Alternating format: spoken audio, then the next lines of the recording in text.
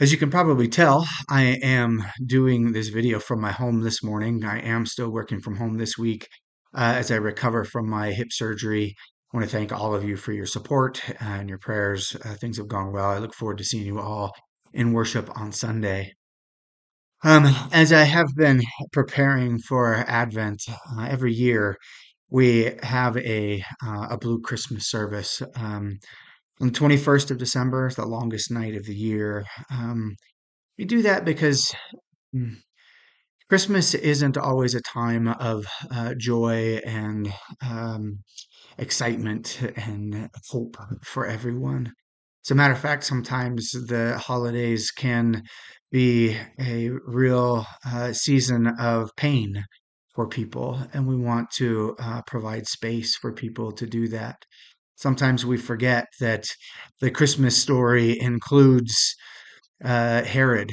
It includes the slaughtering of the innocents. It includes a an exile to Egypt, a fleeing for his life. And we forget some of those more dramatic parts of the stories, those more painful parts of the story. Even the fact that there was no room for them in the inn. Uh, there is um, there is within the Christmas story a fair amount of disruption and difficulty. And Mary and Joseph certainly were probably afraid and uncertain about what all of this would mean.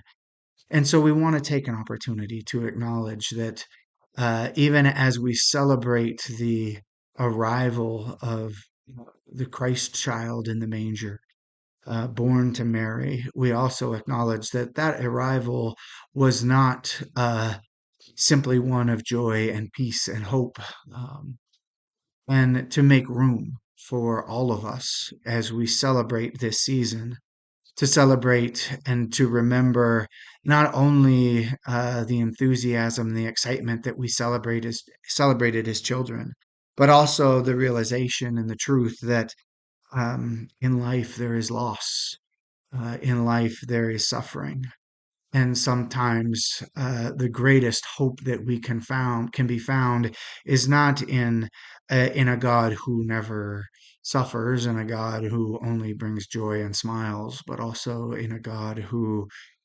suffered the indignity of being born in a manger, who had to flee for his life.